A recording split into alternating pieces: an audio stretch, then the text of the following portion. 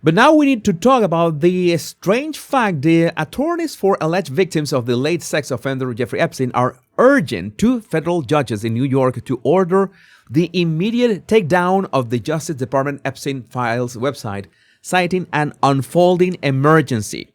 As in, something is going on with these victims. They wanted transparency, but they no longer want these files exposed, and I don't know how it works. Let's see what is their point. Let's see what they are requesting. Latest now in the Epstein files, 3 million more pages have been released, but some lawmakers say that's not enough, joined by victims who want the courts to protect their privacy.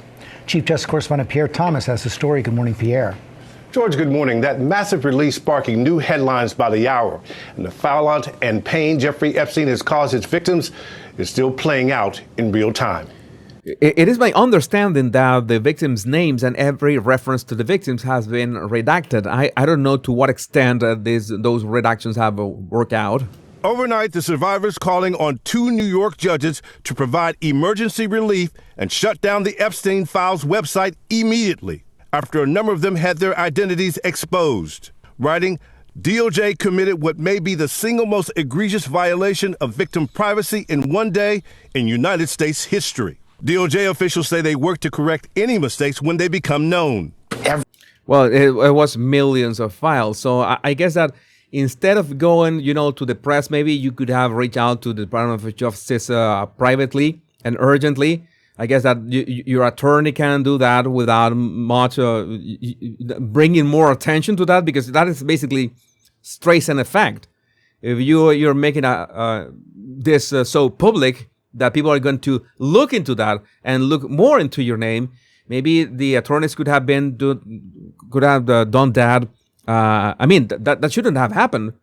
Those names to be just released in the files, but maybe that can be sorted out in a better way. Every time we hear from a victim or their lawyer that they believe that their name was not properly redacted, we immediately rectify that. But the emergency request includes this quote from a person whose name has never been divulged before, saying, "I've never come forward. I'm now being harassed by the media and others. This is devastating to my life." The document's also raising serious questions about why Jeffrey Epstein was given such leniency after investigators initially uncovered potentially breathtaking criminal activity. It is just this incredible, deep, visceral level of frustration and disappointment and sadness and grief. Released for the first time, the original prosecution memo from a DOJ lawyer in the U.S. Attorney's Office in Miami in 2007, showing that federal authorities had uncovered evidence pointing to the broad scale and depravity of Epstein's molestation and exploitation of girls and young women. This is another thing that I'm noticing.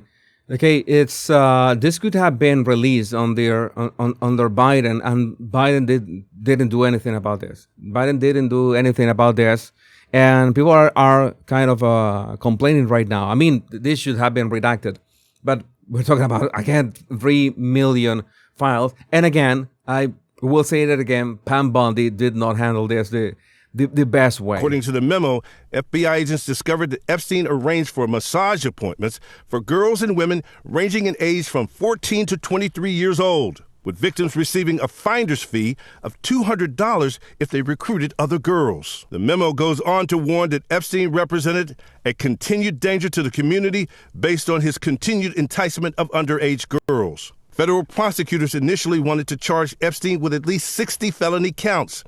But in the end, Epstein was offered a deal where he served only 13 months of an 18-month prison sentence on Florida state charges, even allowed to work in his office during weekdays. President Trump's name comes up thousands of times in the Epstein files, mostly in news articles, but also in emails written by Epstein himself. The newly released files also include records of unverified tips to investigators, including some uncorroborated information pertaining to Trump and other high-profile individuals.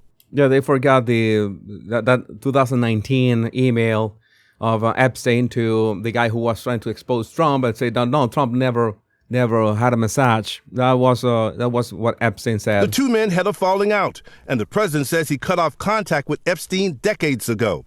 DOJ officials have said the allegations regarding President Trump are false and do not come from credible sources. The new documents are also placing even more scrutiny on men who we've known spent time with Epstein. Among the thousands of new photos released, these never-before-seen images of former Prince Andrew, who was stripped of his royal titles last year over his relationship with Epstein. Maybe they knew that he was going to be exposed with these pictures, or who knows what else. Now seen here, crouched over a young woman, her face redacted, the date and context of the interaction unclear. Representatives for Andrew have not responded to a request for comment, but now the UK Prime Minister Keir Starmer is calling for Andrew to testify before Congress. Epstein was freed in 2009, and the newly released documents show he continued to communicate with some of the most powerful men in the world. The newly released documents show in 2012 Epstein emailing tech billionaire Elon Musk, allegedly discussing plans for Musk to visit Epstein's private island in the Caribbean. In one email, it appears Musk asked, quote, "What day night will be the wildest party on your island?" Musk says he never went to the island, and this weekend said he has long advocated for the release of files.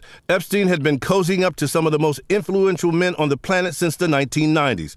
All have denied any wrongdoing and any knowledge of crimes or Epstein targeting children. Oh, they none of them knew. Now, none of them knew. They haven't had no idea, apparently. Yeah, sure. So much collateral damage to so many, and it's becoming clear that every prominent person who spent time with Epstein is likely regretting. Oh, you don't say.